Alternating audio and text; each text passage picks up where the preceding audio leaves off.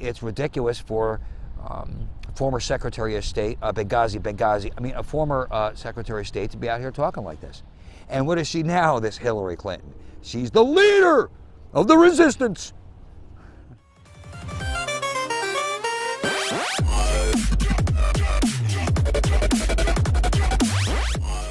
So that's Hillary Clinton now. She's the leader of the resistance. All right. First off, when John McCain lost to Barack Obama in 2008, he came out and gave a really fantastic concession speech. Words like, what I called my opponent, I now call my president. Whether they supported me or Senator Obama, I wish Godspeed to the man who was my former opponent and will be my president.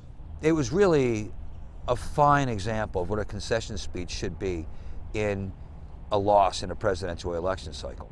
Mitt Romney gave a pretty damn good one too.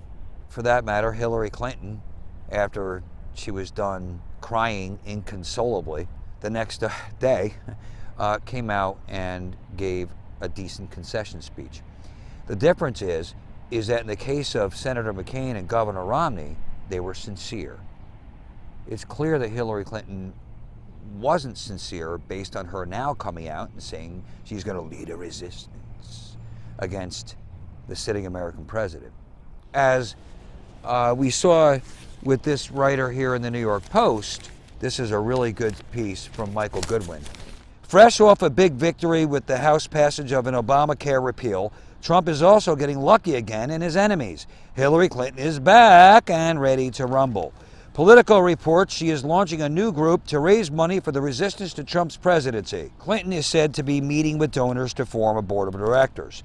Her cadre of unemployed hangers-on must be thrilled to have a new slush fund, with the party demoralized and divided and holding the fewest number of elected seats in a century. It's hard to imagine her as the party's savior, yet instead of going away quietly, she'll be competing with its candidates for money and attention.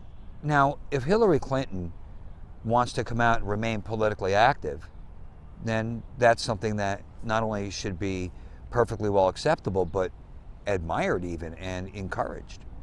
But she's not really looking to stay politically active. She's looking to stay politically relevant. Clinton is stuck in the same tiresome blame game that helped cost her the election. Her explanation for why she lost shows that the new Hillary is the same as the old Hillary.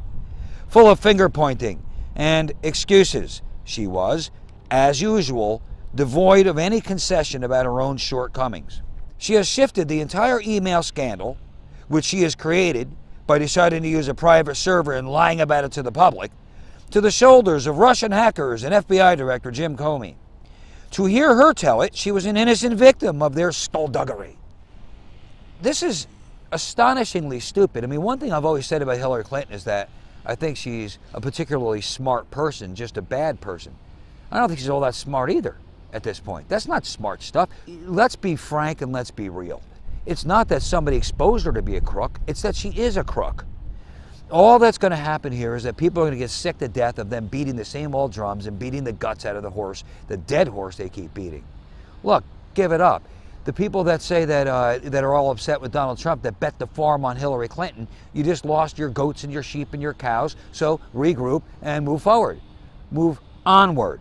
And getting somebody who's real and viable to run against the Republican incumbent president in 2020. The whole thing is just utter nonsense. Leader to the resistance nonsense. It's all a bunch of garbage. If Mitt Romney or John McCain had said that in 12 or 08, I'm going to lead a resistance against President Obama, people would be flipping out all over the place. These two men would never do such a thing, and no viable political leader ever would. I'm Rob Arnold. Yes, perspective is everything. Keep the proper perspective.